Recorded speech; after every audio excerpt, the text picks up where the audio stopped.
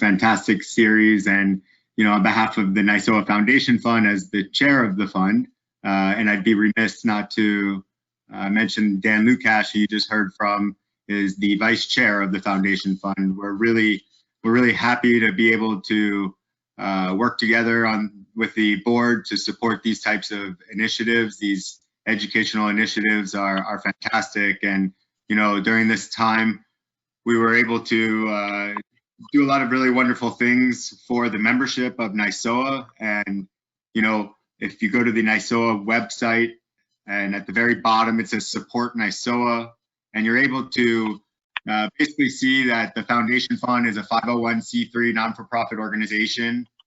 We do accept donations. Any donation is greatly appreciated. This is sort of my Foundation Fund appeal as well, by sharing my time here to volunteer today to talk about handball, since we love that topic so much.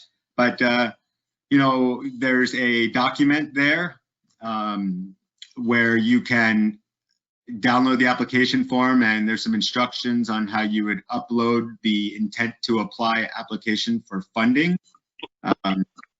As well, the contact information, NISOA Foundation Fund at gmail.com. That's our email. And any donations can be mailed to the NISOA Foundation Fund, care of Gary Huber. And his information is listed there on the NISOA website. Dan, is there anything that you'd like to add about the Foundation Fund?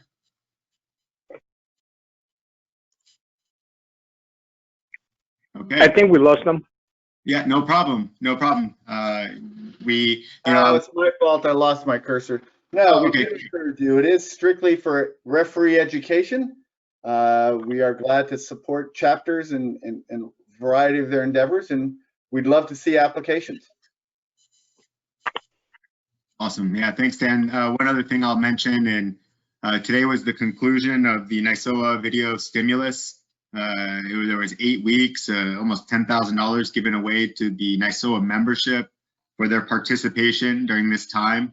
The video stimulus was hosted each week by the managing director of NISOA, Tori Penso, and she had some incredible referees within the world, such as Howard Webb and Mark Geiger, on to explain different topics. And you know, the Foundation Fund was proud to support that type of initiative, and we'd love to do more. So any chapter contacts that have any questions, you know, and you'd like a pretty fair response, I'd say email to NISOA Foundation Fund at gmail.com, and we'll get you back anything we can to help you along the way in a request for some funding for education. Great. I just gave you the power, so you can go ahead with your beautiful presentation. All right. Can you see there the IFAB laws of the game? Yes, you're sharing the comments as well. It is? Yes. Okay, just a second. So it's saying it's show the notes, the presenter notes? Yeah, we're showing the notes, yes.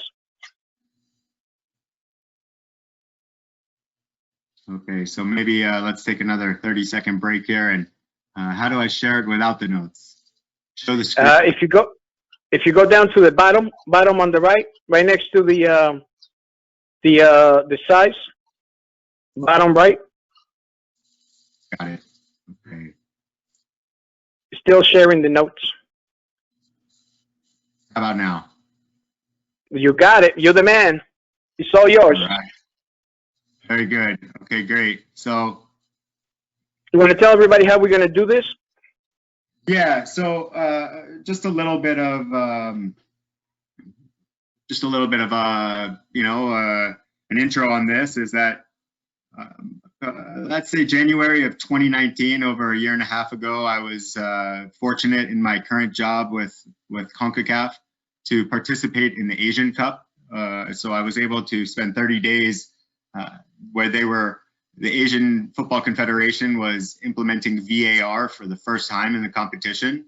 So David Elleray from the IFAB, the technical director. He was there, and this was at the same time as the law changes were in the final stage of revision. And I was fortunate to be handed a rough draft of the revision of the law changes, and saw some of the things that did not make it into the final ratification of the laws of the game changes. But what was great was the relationship I built with him, and then my wonderful boss, the director of refereeing at CONCACAF, Brian Hall, invited David Elleray last year, just prior to the Gold Cup, to come and present to all of the elite referees in CONCACAF.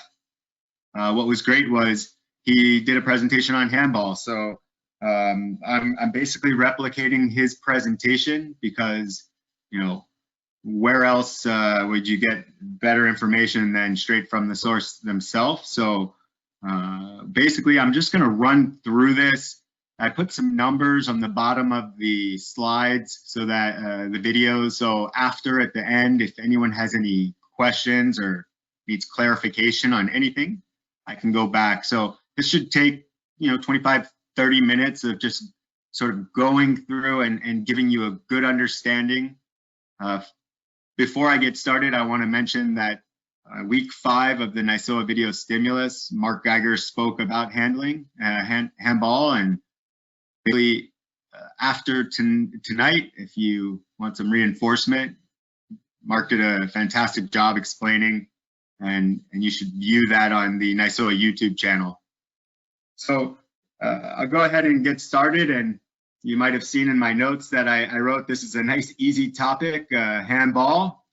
So this presentation and these changes here will make your life better, and this really will help you, I promise. So with lots of background, we know that handball is the most difficult area. It's confusing, it's inconsistent, there's controversy, and we have the nonsense players running around, defenders running around with their hands behind their back. They're worried that the ball might hit their hand in the penalty area and the referee might give a penalty because they have no idea where they can put their hands. And this is not how defenders should play the game. They shouldn't have to run around with their arms behind their back. So that's an example of a player with their arm behind their back, number 19 in blue. It's not normal. So historically, we used to only be able to give a free kick for a foul if the player intended to foul the opponent, but most fouls are as a result of not the intent of the foul, but just bad timing. So here the law was changed, and if you challenge for the ball and you make contact with the opponent before the ball, it's a free kick. Offside used to be more difficult because you had to work out, was the defender influenced or interfered with mentally by the attacking player who was 20 yards away? So the change from the IFAB was from the mental to the physical.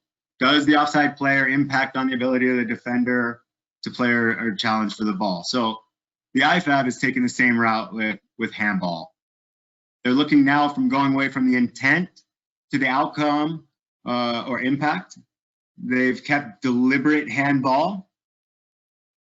But in cases where you don't know if it's a deliberate handball, most of the time now you're going to make a almost black and white decision based upon the outcome of the contact with the arm, all based on the position of the arm.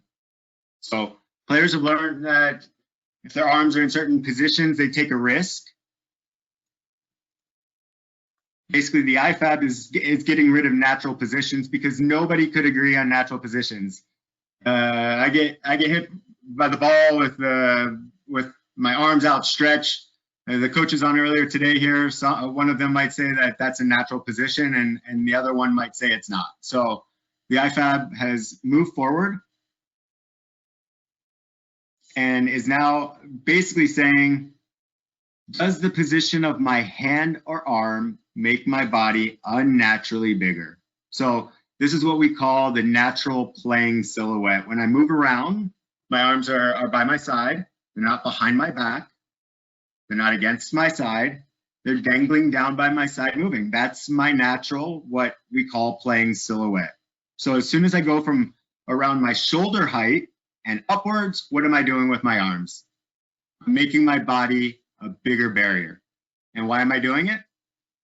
Make it more difficult for the ball or the opponent to get past me. So I'm making my body unnaturally bigger, and when I do it, now I'm taking a big risk as a player. And that way is a simple concept here. So we're saying if you keep your hands up, there's no reason for a player to have their arms up there. You try and jump tomorrow morning with your arms above your head, you can hardly get off the ground.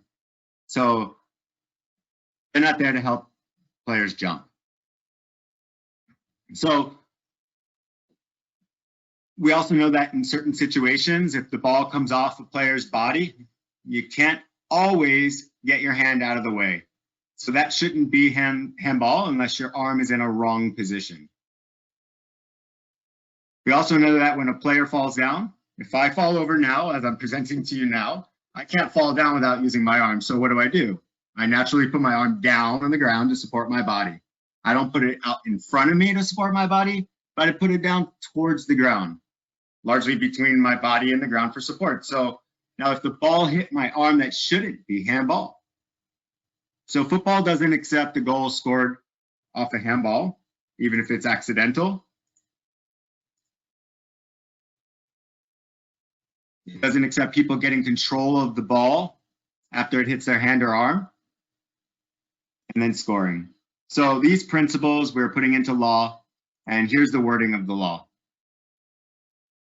So we're keeping deliberate handball. So clearly any act where the hand or arm moves toward the ball, changes position of the ball, that's a deliberate handball. So I just want to make everyone aware that, talking to you today, these are the IFAB definitions. This is IFAB's wording. And we know that the NCAA is aligning closer to the IFAB as it relates to handball. So once the official NCAA rules book is published, we'll have a great understanding of the interpretations there. But if anything is not within NCAA rules, please defer to the IFAB interpretations if it's not listed. So here we go. So that is deliberate handball. He sticks his arm out. He brings his arm towards the ball. That's deliberate handball. So no change with deliberate handball, as I mentioned. Okay.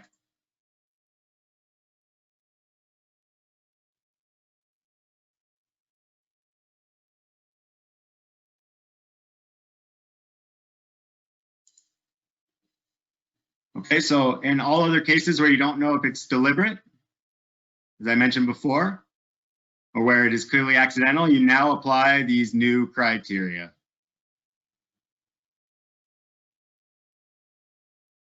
Deliberate handball. So you've got deliberate handball, and then you've got everything else, okay? And everything else is judged according to what we're doing now. So firstly, does the player gain possession or control of the ball after it has touched their hand or arm and then score in the opponent's goal? So you don't have to judge intent anymore. You ask yourself 3 questions: touch, control, or possession. Touch, control, or possession, score. Equals handball.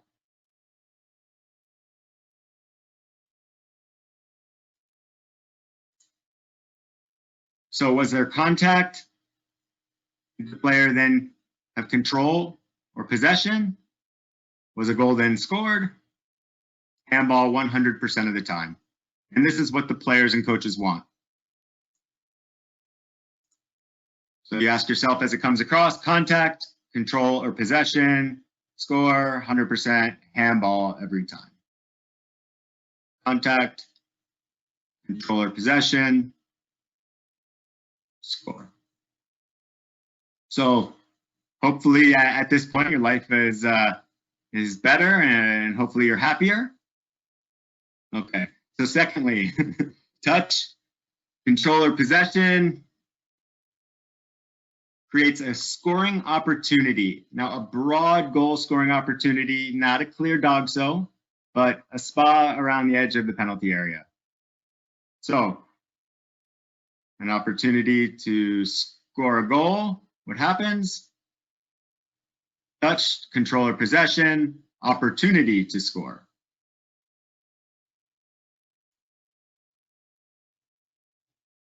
Touch, controller possession, opportunity to score.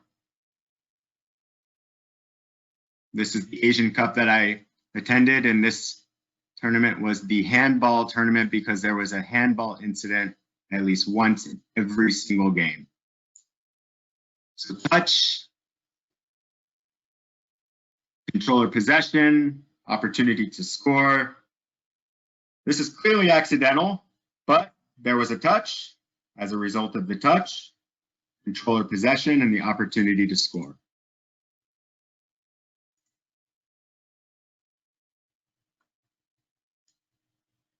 Okay. Defender hits it against the hand, and it's touch, possession, an opportunity to score. Touch the hand. Touch the hand there again. Doesn't matter the position of the hand, any touch, any control or possession, any opportunity, this is handball. And this is what players want. We've seen this in the World Cup. It's clearly accidental, came off his own body. It doesn't matter. Touch, control or possession, opportunity to score. So, taking it one step further, if the ball goes into goal directly from a hand or arm, it's always handball. So here, Neymar, his hands are in a natural position for the head. The handball is accidental, but if it hadn't hit his hand, the goalkeeper would have saved it. The referee disallowed the goal, and the whole football or soccer world accepted it.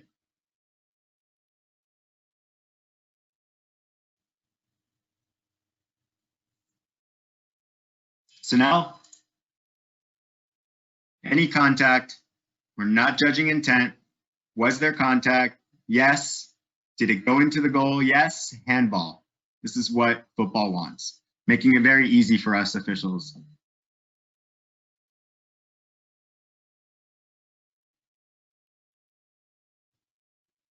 So you just have to see if there was contact. Was there a goal? Handball. There is contact, possession, scored, handball, contact, possession, great job to score, but it's a handball.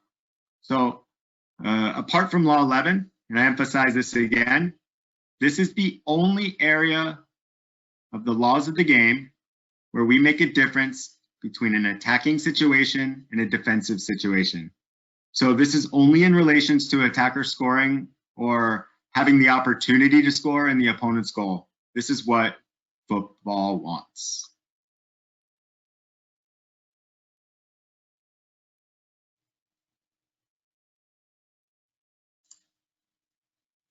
Okay, so it is usually an offense and leaves you a little bit of wiggle room, usually an offense if a player touches the ball with his hand or arm when the arm or hand has made the body unnaturally bigger.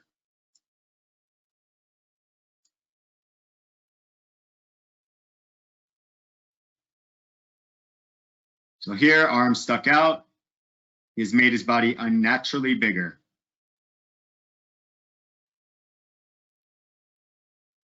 Again, arm stuck out, he's made his body unnaturally bigger.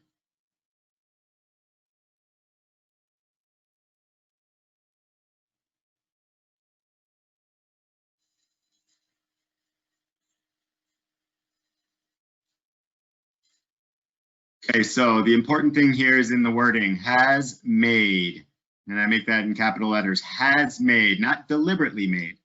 So you're looking at the effect. Is the effect the position of the arm to make the body bigger? Doesn't matter if he meant to or not. Okay.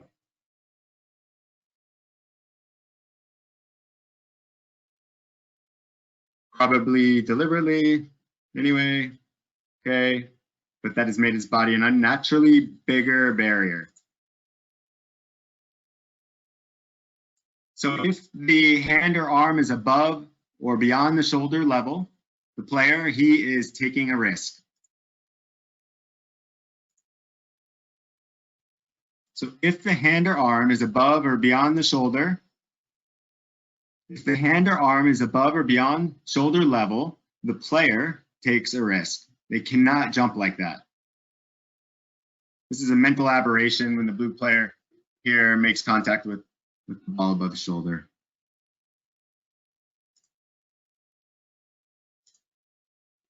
And another one, why is he jumping here?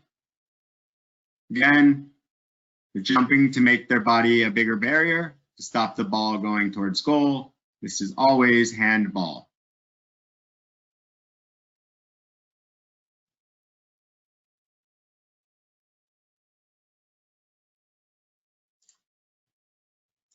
This is also in defensive situations. So making the body unnaturally bigger, hands above the shoulder, handball. Okay, arm above the shoulder, handball. Might seem a bit unfair, but life is black and white for the players.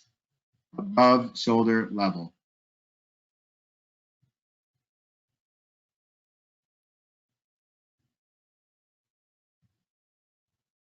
So the only exception is when the player is deliberately playing the ball himself, as I mentioned earlier.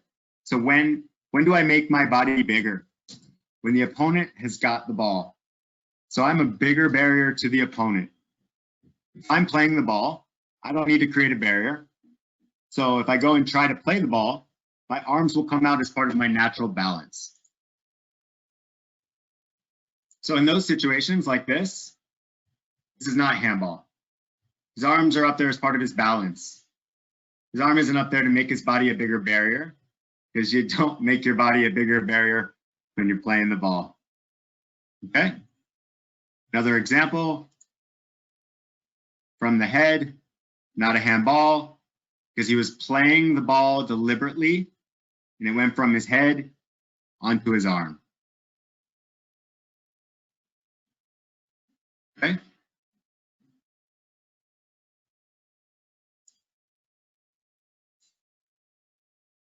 Okay, not handball. His arm went out as part of playing the ball here. If it hadn't touched his foot, but gone straight onto his arm, then it would have been a handball.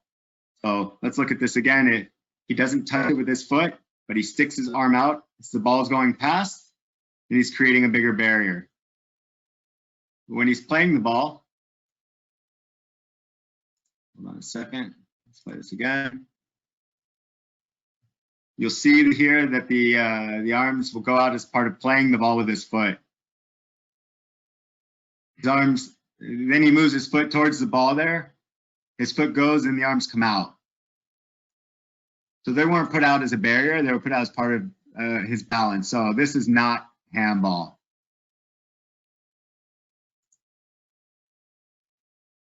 Another situation.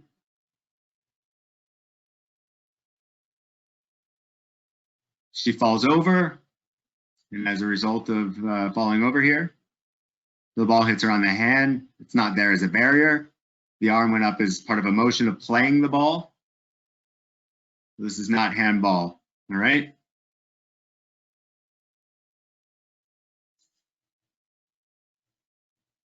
So all those offenses apply, even when the ball comes off their own body or somebody else, because we are indeed saying the arm should be in those positions, with the exception of deliberately playing the ball. We also want to point out and clarify when there's contact and giving handball. So apart from those examples I've given you, if the arm's not making the body unnaturally bigger, and it comes off of the player's body as well, like here, comes off of his leg, couldn't get his arm out of the way, and that is not making the body unnaturally bigger, not handball.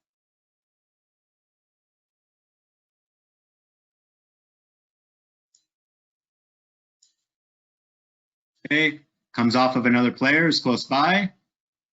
He's not making his body unnaturally bigger, not handball. Off the head, straight on the hand. Hand is already there. He's not making his body unnaturally bigger, not handball. Okay, comes off of the goalkeeper here onto the fullback's arm. Can't get out of the way. His arm is in a natural position, a normal position. His arm is in a normal position there, not handball.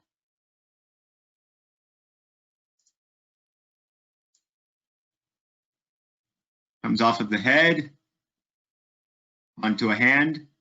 Hand is not making the body unnaturally bigger. Boom. No chance to get the hand out of the way.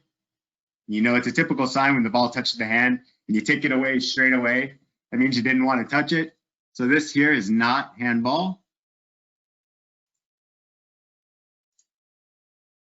They're allowed to have their hands by their side, arms by side. Didn't have a chance to get his arm out of the way, not handball. Here, arms in a natural position, not handball.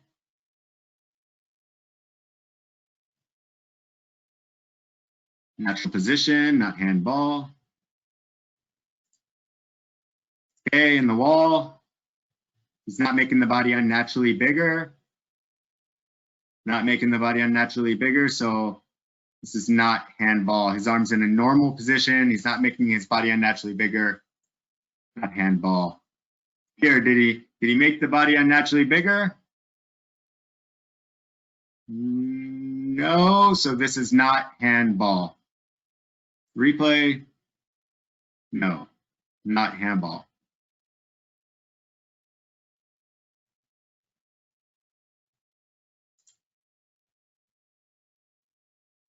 Okay, when a player's falling, the hand or arm is between the body and the ground to support the body. So if it hits that arm,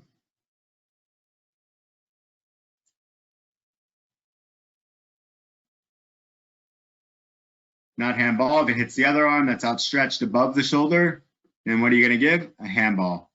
The arm above the shoulder is there to make the body unnaturally bigger as a barrier. If it hits the support arm, no handball. We can't expect players to fall down and keep their arms by their side. The arm raised above the shoulder, handball. Arm supporting the body to the ground, not handball. There's an example of no handball. He's falling. His arm is going down to support the body. No handball, not extended away from the body, not forward, supporting. Another example, slips. Bottom arm is going down, but if you hit the raised arm, then it's handball. But that arm's being put up there above the shoulder as a barrier up there. So you have to concentrate on where is the contact. Okay, let's look at this, handball or not. He falls over, the arm is going down for support. Not handball, provided there's no further movement with that arm, then it's not handball, okay?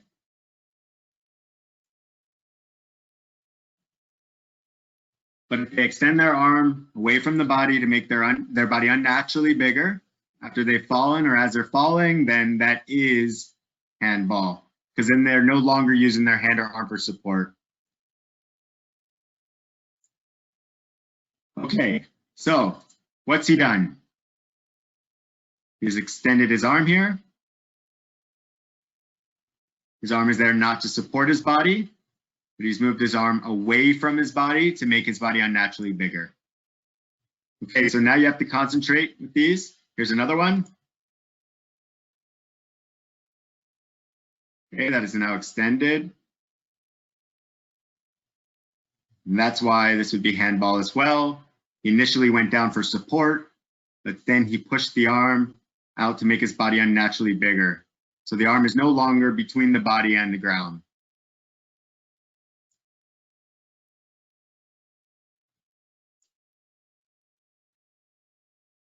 So, in a way to summarize, arm by the side of the body, the ball touches it. If the attacker gains possession, scores, or has a chance to score, always handball. But in the same situation with the defender, not handball.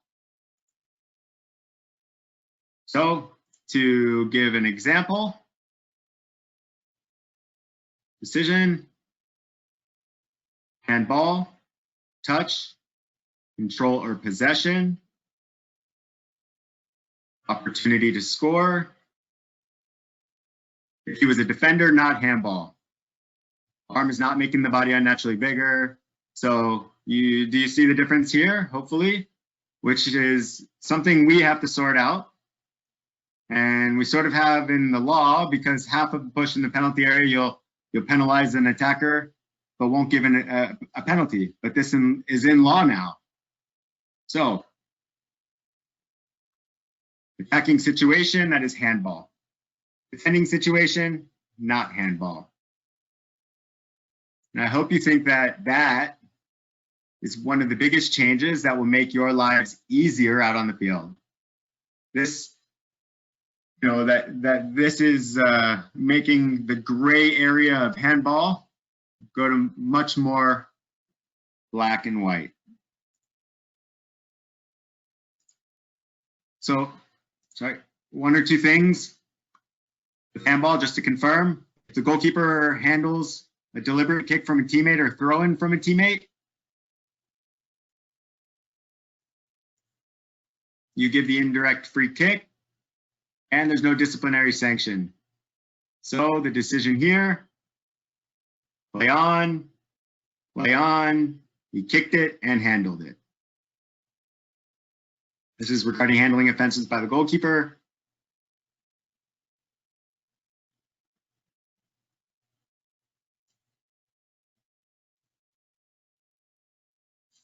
So something gets a free kick.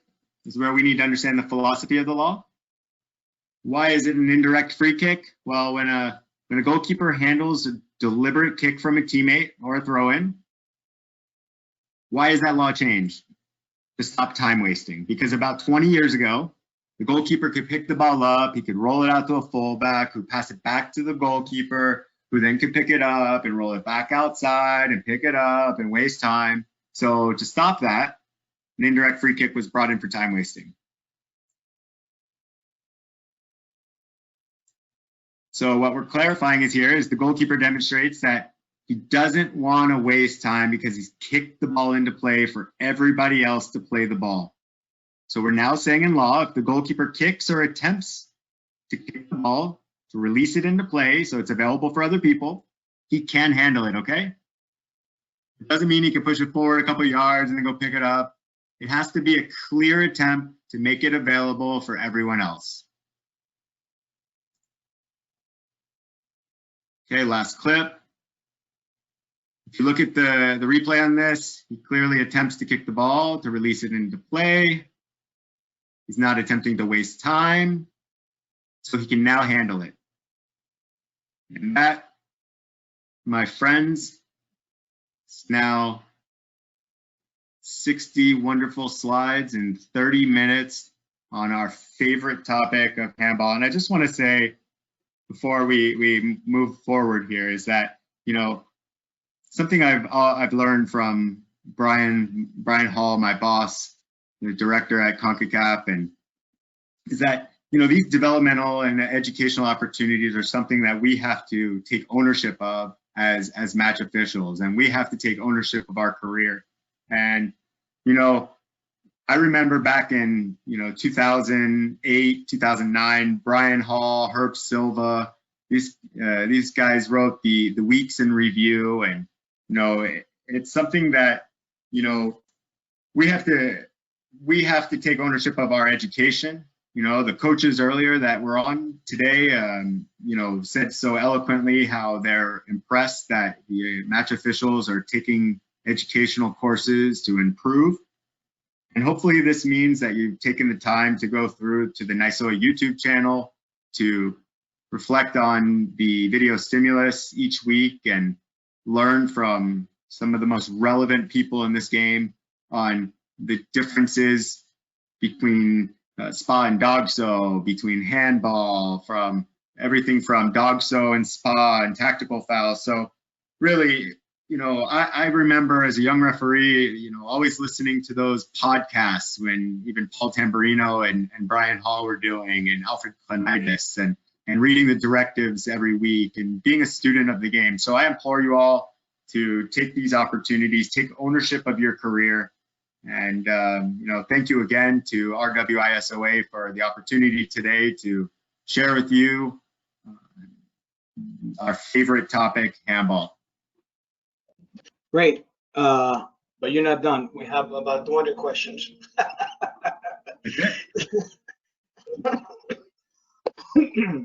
Excuse me, can you hear me? Yes, yes. Great, so be ready because we have like 200 questions. Great. It's just like we talked about before while we were putting this together, you were putting this together. We do have a lot of questions about that that handball and with the distance. And, you know, do you want to go through that slide first? And then we open up for the questioning, because we have a lot of questions, like 50 questions on that. Which slide was it? The diagram of the player? Yeah, the when you're explaining what the differences between a clear opportunity, a touch, a control, an opportunity, right? They're asking questions about, okay, what's the distance and how far into the field and so on and so forth. So do you want to show that slide? You want to do that? You know, this is about the handball, and there's a clarification on handball that came out. So I think it's important for me. I have a couple more slides that I can share. There's about 7 more, and this might answer some questions. Before I go back, let me go forward to, can you see my screen now? Clarification handball? Yes, go ahead. Let's do that first. Great. Okay, great. So I also I work as an external evaluator for the Belgian football league and the Jupiler and Proximus leagues there, and do some external evaluating. And fortunately, the chairman of the referee committee over there, which is equivalent to like the pro here, is David Elleray. And so working for David, he's put out clarification on handball, and I took that and rebranded it to CONCACAF to share with our instructors. And this is a little bit of a clarification. So the handball changes to Law 12 included a goal not being scored directly from the hand or arm, whether accidental or not. And this concept was extended to include a goal scoring opportunity, resulting almost immediately after the ball has made contact with the attacking player's hand or arm.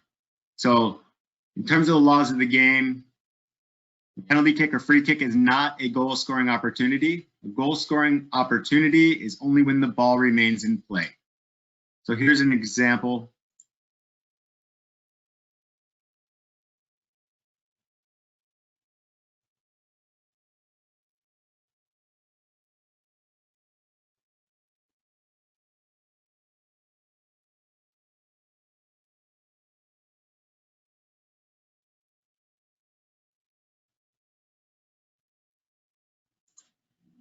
Okay, so the spirit and intention of Law 12 needs to be clarified. If the ball touches the attacking player's hand or arm and then goes to another attacker, and the attacking team then immediately scores, it's a handball offense, whether deliberate or accidental. So contact, opportunity to score, handball. Contact, controller possession, opportunity to score, handball. So corner kick, ball comes across.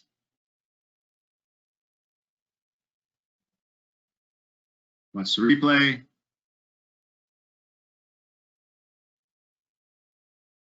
Corner kick, ball comes across. Attacking player handball. accidental or deliberate, doesn't matter. Opportunity to score, handball. Okay, so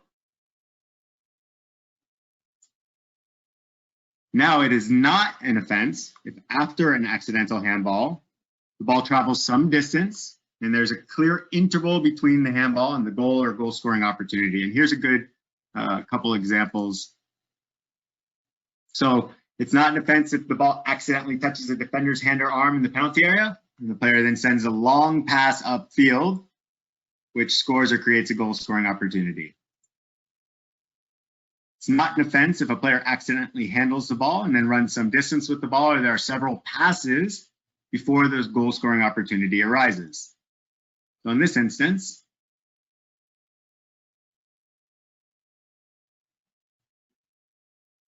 we have a corner kick.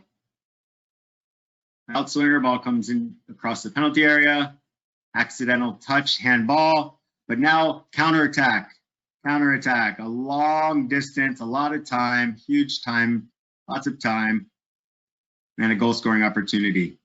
Was that a handball? No, so we have the long interval there.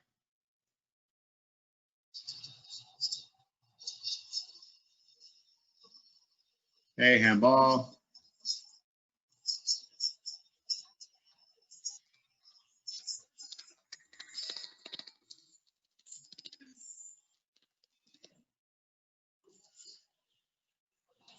Accidental touch. Opportunity to score.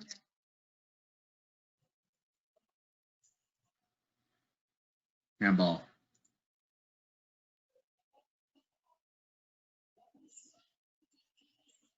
Accidental touch. Couple passes.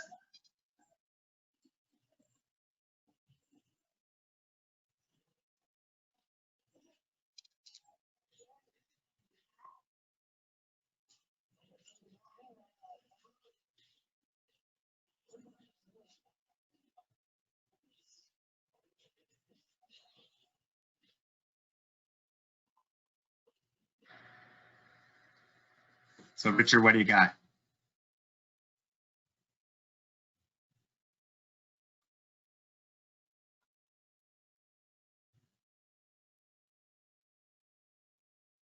Did I lose you there?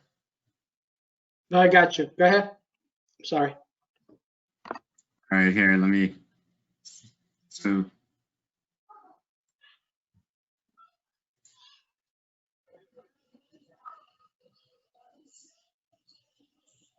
There's the accidental touch,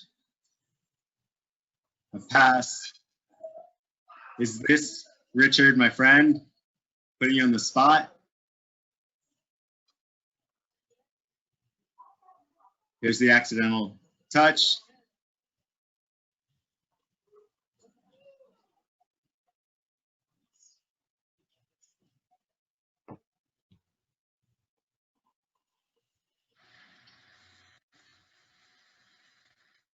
Handball or no handball? I don't have a handball.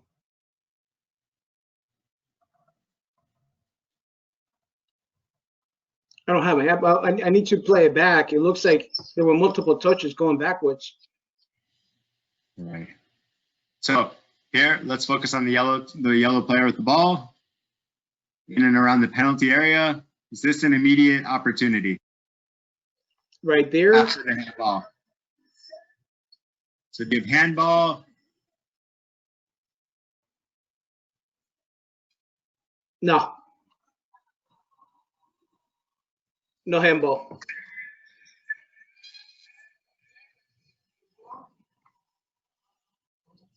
So you allow a goal if a goal is scored. I have a goal.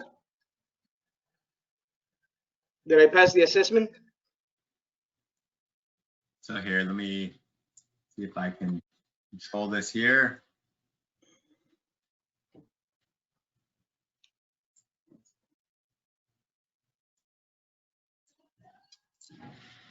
Sorry. Okay, there's the accidental touch. The ball goes to the blue defender and then to a yellow attacker. had the ball gone from the blue defender to another blue defender, and then to the yellow attacker, then you could almost reset. But this here is more of an immediate opportunity.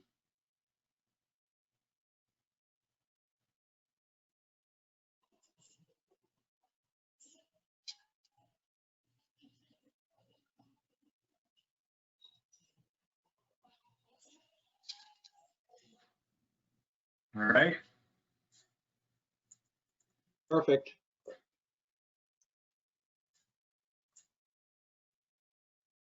Okay, so those are the clarifications on the ball traveling some distance and being a clear interval between the handball and the goal scoring opportunity.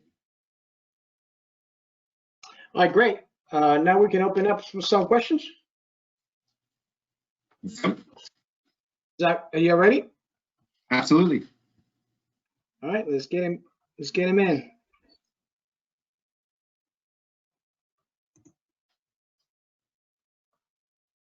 Let's see, let's start with Andrew Kennedy. Let's see if we can get Andrew Kennedy. Andrew, you there? Yeah, how are you guys doing? Doing great. Tell us where you're connected from and your question. I'm out of Rochester, New York, and my question, I originally had a question that you just answered, but I had another one as well. Regarding, there's a line in the laws of the game that talks about distance from, like, when it's not a hand, it's usually not a handball when the ball hits the arm after coming off another player who is close. Okay. How does that relate to, is that only for when the hand is next to the body, basically not creating a barrier? Because I remember in the instruction that I got at the beginning of the year on the law changes, that never really was clear.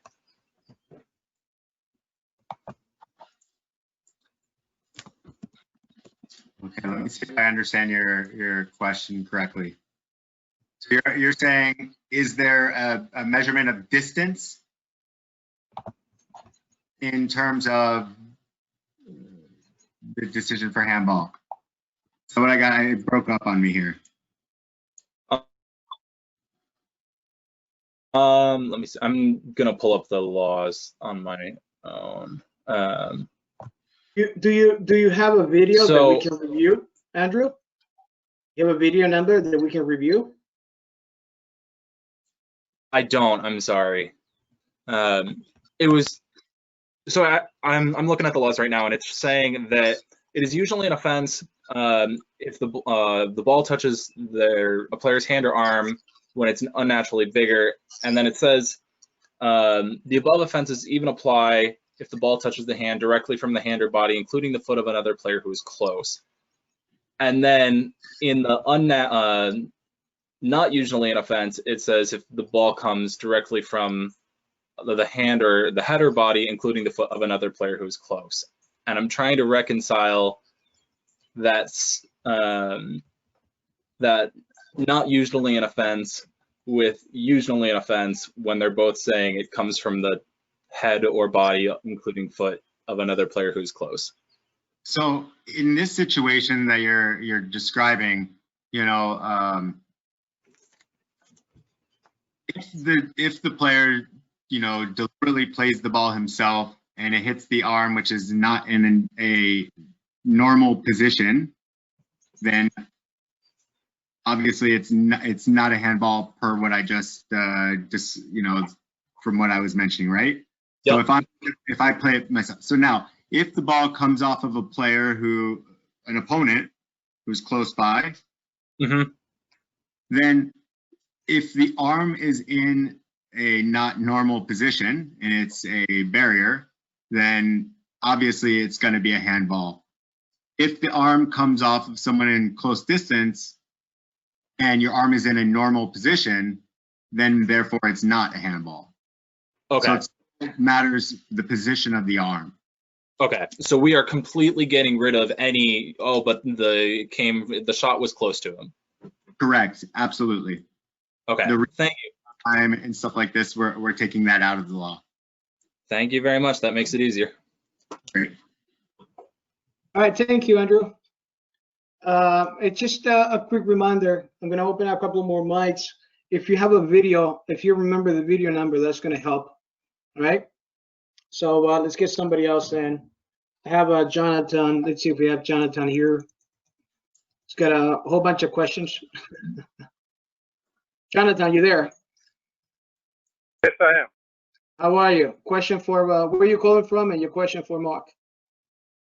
Great. I'm calling from Los Angeles, California.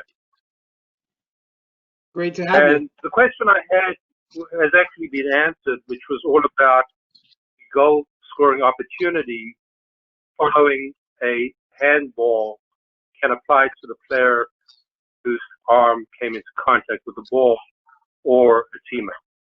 And it was answered that it has to be pretty close in time. It can't be an interval in between. So thank you for addressing that.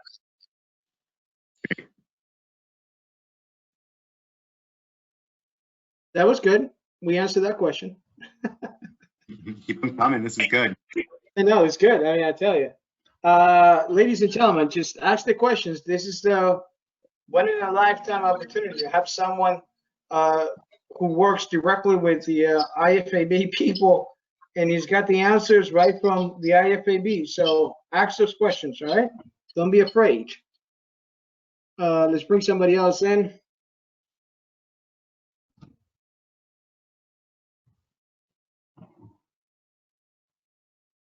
The internet is a little bit slow, so. Richard, Yeah. can I mention something before you take the next Go call? ahead, go ahead. Okay, Go ahead, go ahead. so I want to mention, I want to echo the sentiment that Dan Lukash spoke about earlier, our director of programs at NISOA. Just want to echo the message that came out from the president of NISOA, from Gary Huber, and what Ben Tribino mentioned earlier, I think, is that, you know, NISOA, and Tori mentioned on the stimulus today, is that NISOA has secured their plan for education. And just so you all know, that their educational series for all of the NISOA members, along with the national referees, those educational sessions will also include more reinforcement of handball and the different rule changes that the NCAA is adopting. So continue to please visit and be ready for upcoming education from NISOA on all of these topics and then all of the rule changes. And there's going to be a couple opportunities coming up starting this next month. So more to come. Yeah, no, definitely. Go to NISOA.com and also check out the NISOA YouTube channel, which is youtube.com/NISOA. So everything is going to be there. So you got to take this opportunity. All right. Let's see. We have another question. I was trying to open the mic for Carlos from Florida, but the mic is not working. So his question has to do with if something is missing from the rule book, do we open up the laws of the game book when it has to do with handball? So good question. And I mentioned this before, is, you know, we're still waiting for the NCAA to publish the final version of the rule book. We all got that, you know, the information recently about what the change might look like. So we know that if sorry, here I'm jumping around. If in the NCAA rulebook it just mentions, you know, that there's only an offense if a player deliberately touches the ball with their hand or arm, and now they're putting in these 3 scenarios, then if they're not going to talk about the rationale for the change in the rule book, for example, having the hand or arm above shoulder height, or where if the ball touches the hand or arm coming off the player's own body, or whereas the arm between their body and the ground is for support, you know, if these things aren't specifically mentioned, then yes, you defer to the interpretation from the IFAB. All right, that's great. Great. I have a question, another one that has problems with the internet, so I cannot open the mic, but he typed in the question, so I can read the question to you. Great. It's not a question, it's more like a comment. It's something that we can do. Since when we apply these new rules, right, with the new laws, there will be a lot of questions, a lot of misunderstandings. Can you give us a couple of tips on how to manage players and coaches, especially at the lower levels of college games? Since they're not gonna. Can you give us a couple of tips on how to manage that behavior? Absolutely. I think, number one, it's all about your personality and humility. And as a humble referee, you can accomplish a lot of things in your career. And, maybe if there was one thing I can go back and change about my career was sometimes in the early years of my career as an official, I probably would love to have changed my level of humility out on the field. And, you talked about perception and reality earlier. What a great opportunity to bring some coaches in, and perception is sometimes the reality. And, you have to understand that coaches, their jobs are on the line. These players, these collegiate athletes are there making more money than some of the Major League Soccer entry-level players are making from the minimum salary cap in MLS. And I say that because as a college athlete with a full ride 4-year degree, sometimes that's over, $50,000-$60,000 a year for that scholarship that the institution's paying. And, how do you manage these situations is, with humility and understanding the rules and understanding the changes to the rules and the interpretations that we've discussed today, understanding how to respond in a calm way is always appreciated. So, I think that there's definitely some things that you can read, the book on verbal judo or confidence and conflict for sports officials by Pete Jaskolski. There's a lot of really great books out there that can help guide you in terms of how you respond and de-escalate situations with coaches that are dissenting over decisions. Good question. Yep. No, definitely. So again, it's all about behavior, especially at the college level. It's all about that psychological aspect. It's all about dealing with the conflict. Even when you're right, the impression is that you may be making the wrong call, especially because of the level of refereeing. We have different levels of referees within the college level, right? Within the college. So it's some sort of, it's kind of expected to have a not so great referee, and then the week later you have a good referee. So that consistency is a problem, right? And now NISOA is doing a great job trying to bring all the referees up to the same level, at least to minimum standards, which is great because we didn't have that in the past. So yeah, I agree. Yeah, we all need to at least know the basics.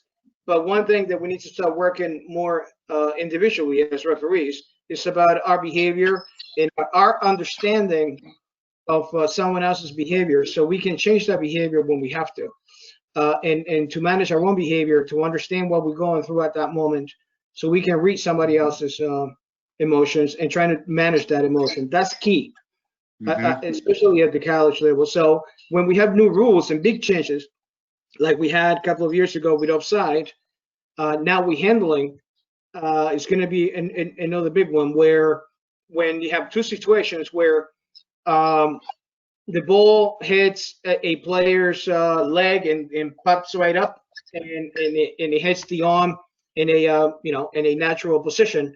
If that player happens to be a defender, there is a no call. Now, if you put that player on the opposite side of the field, and that handball creates a clear goal opportunity, now we have to call the handball.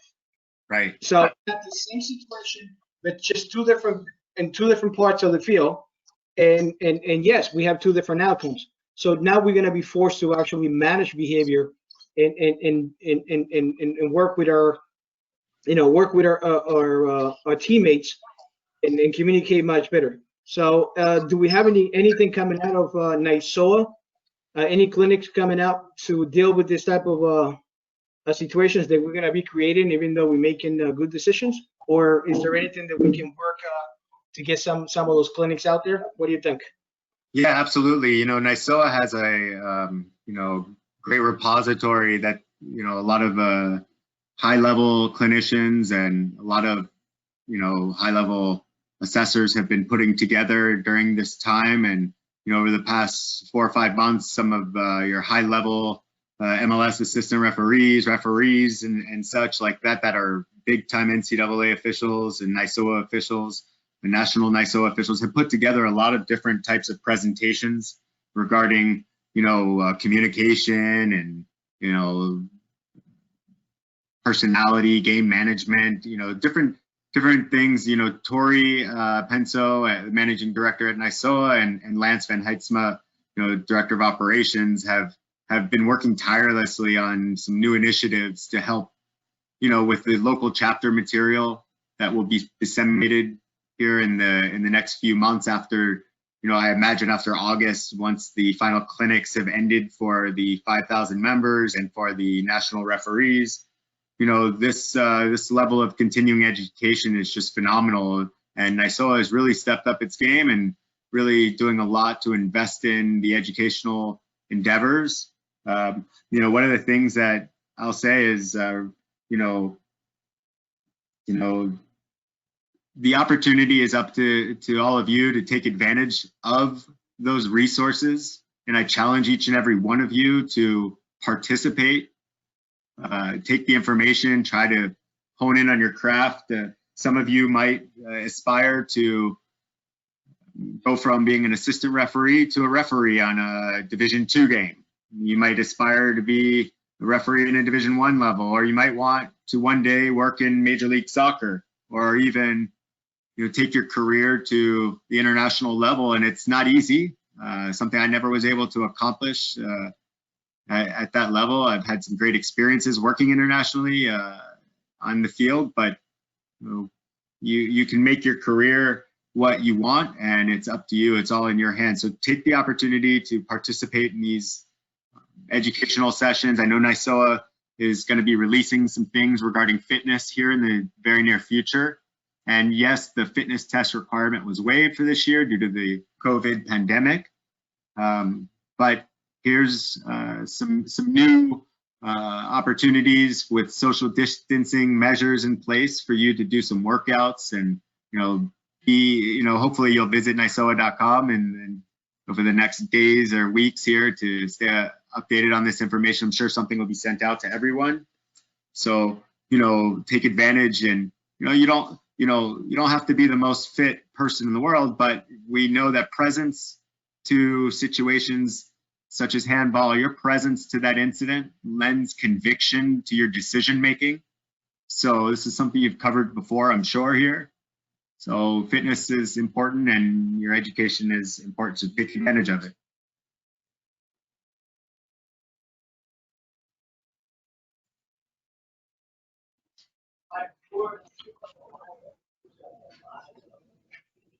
Can you hear me now? Yes. I lost you there for a moment. I'm sorry. I apologize. We have a horrible weather in upstate where I'm from, and it keeps going on and off. The internet is crazy. I just brought in Brandon. Do I have you, Brandon? No? I said I have Brandon Will. The reason why I want to bring him in is because we keep mentioning that just give me 1 second, that verbal judo thing, right? Every time we talk about managing behavior, that keeps coming up, verbal judo, and I really want to have the two of you talk a little bit more about that, because I've been told it's a great book, and it will really help us referees to manage and to deal with conflict on the field. Yeah, it's the Gentle Art of Persuasion, and the author's who is it? I'm drawing a blank. Let's see if we have Brandon. Brandon, do we have you? Yeah, I'm here. Can you hear me? Yeah, we can hear you, Brandon. Hi, how are you? Can you tell everybody where you're calling from, and you want to talk a little bit about that judo thing? It's not about throwing punches or kicks. No, it's verbal judo, but it is tactical. So my name is Brandon Will. I'm from Ventura, California. George Thompson is the author and the developer. Right. Yeah.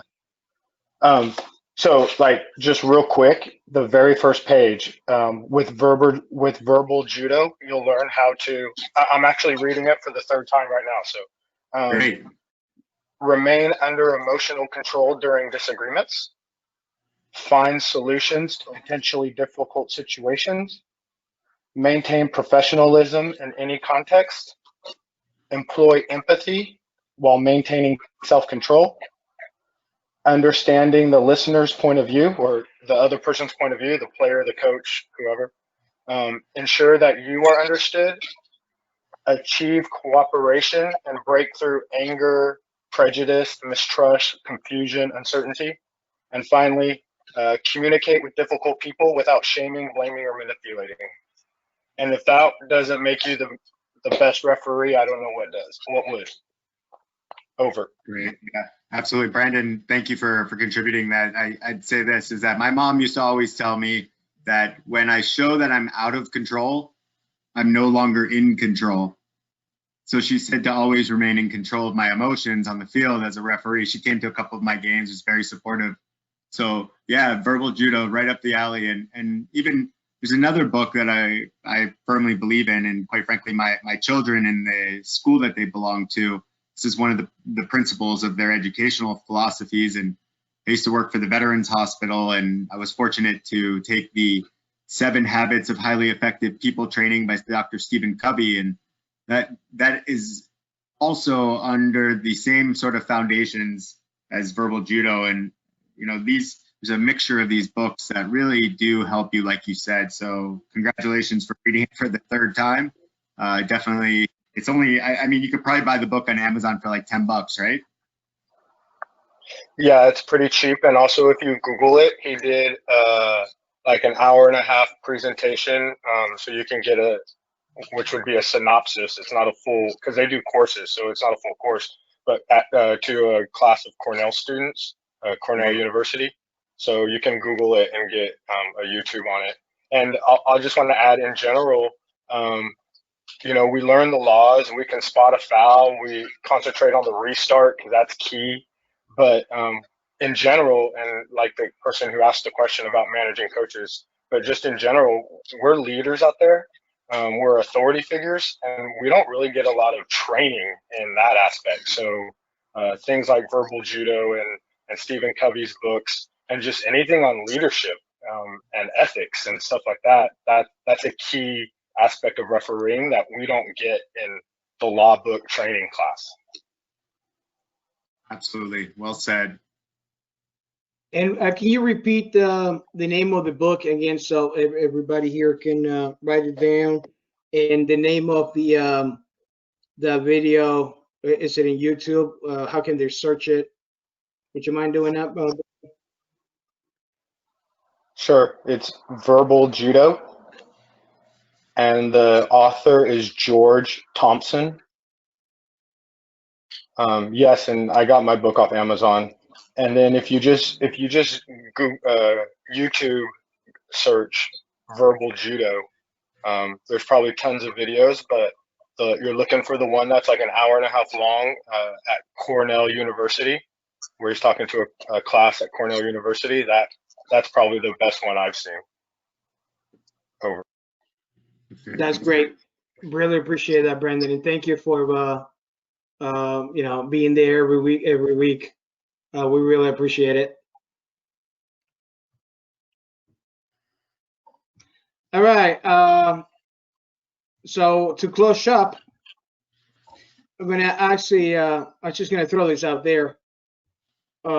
We have a defender that the ball bounces off his knee, right? Hits his arm. The arm is in front of his chest, and no handball there, right? Right. A minute later,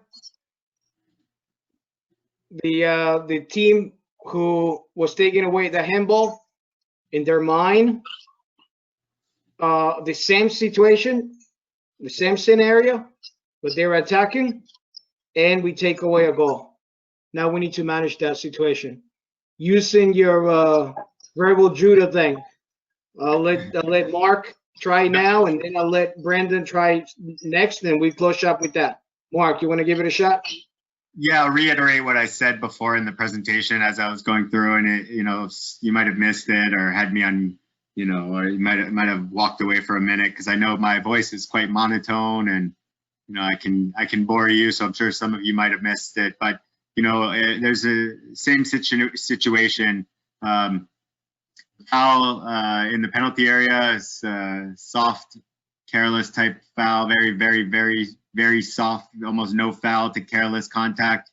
And now you have, you know, two different scenarios where if it's inside the penalty area and the attacker goes down because of the defender foul, you're probably not going to call it. But the attacker fouls the defender in the corner from a corner kick in the penalty area, you're probably going to call that foul and have a direct free kick coming out for the defensive team.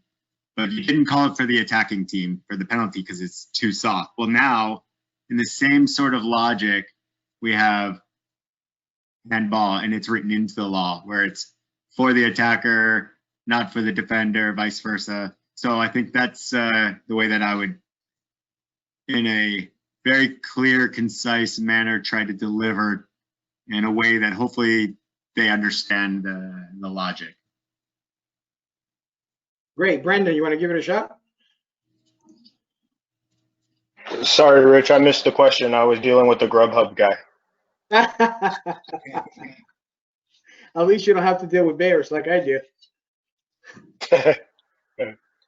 So we have. Is it still having to deal with coaches having to explain stuff? Yeah, well, you're gonna have to explain this one. Yes, you have a defender making contact. The ball makes contact with the hand, right? But under the laws, no handball, right? But yet, if it's an attacker and it generates a clear goal scoring opportunity, right? We're gonna call it handball. So we have the same situation but different parts of the field, right? How are you gonna explain that? Starting in September, hopefully we'll have games. How are you gonna explain that out there? Use your verbal judo thing to explain it. I'm an very upset coach because you didn't give me the PK and now you're taking away a goal from me.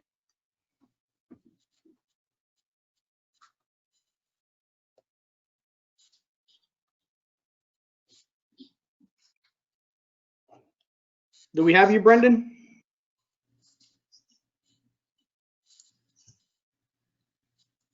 All right, I think we lost Brendan. It's verbal minus. When you don't want to respond to a coach, you just don't respond. Sometimes they just want to be heard. Well, that's good. We can leave it at that. I'm good with that. I'm sure you're gonna have to do a lot more than that, but it's all right. We'll leave it up for another clinic. So thank you, Mark. Thank you for everything you're doing for us out there. Thank you for coming back. This is your second time, so thank you. Great job again. Thank you for NISOA. I know you're part of the board in a way. You're part of the executive board in a way. Thank you, everybody. Thank you for this beautiful. Dan Lukash, I want to clarify one thing I said earlier after I heard Mark mention it. Go ahead. NISOA hasn't formally waived the fitness test requirement, but we understand that there may be issues in doing the actual test. So we're encouraging everybody to do the best we can, and we may put out more guidance later on that. but we understand you may not be able to do the formal tests because of the group gathering. Just wanted to clarify that. Thanks. No, that's perfect. Perfect. That's why you came in today, to clarify little details like that one. It's a good thing though, because that way my members won't be upset when I tell them you still have to take the test. RWISOA referees, they're still gonna have to take the test. Once they open up, we'll take the test. If the players are ready to play, RWISOA referees have to be ready to play. I'll leave it up to all the chapters to figure it out. Well, we already made our decisions. If we have games, we need to be ready for the game. So we'll figure it out how to do a fitness test. So that's from us. Again, Dan, thank you. Thank you, Mark. Thank you, everybody that came in today. We had another beautiful clinic. A lot of good information out there. And we're gonna replay it tomorrow. We're gonna have more questions. I'll forward to you guys some of those questions. If I don't know the answer, I'll definitely forward to you guys. Next week, we're going to have a surprise guest speaker. We'll announce that Wednesday. Well, we're going to have Ryan coming back. He's going to give us a presentation on the differences between violent behavior 1, violent behavior 2 versus fighting. And Manny Ortiz Jr. is going to stop by to say hello. NISOA Hall of Famer, and past NISOA president, and so on and so forth. Also, elite college soccer referee assigner. We're going to talk a little bit about the ECSR NISOA partnership in COVID-19 and how we're going to be dealing with stuff. So that's next week. Let's not forget Huntington's Disease Awareness Month. 2 more days, but you need to go to OSI, buy those HD wristbands, and wear them throughout the year. All right, they're cheap anyways, and we're gonna replay, like I said before, we're gonna replay today's webinar tomorrow at 3 p.m. at our Facebook Live at our page RWISOA.referees. So once again, thank you, Mark. Thank you, Dan. Thank you, Ben, Brian, Tyler, Alfio, and everybody else. Thank you for another beautiful educational night. Thank you, NISOA. Have a good one. We'll see you next week. Thank you, Richard. Congratulations on such a great series. Really appreciate all your hard work. So thank you. We appreciate that. Thank you for the support. Take care, everyone. Have a good night.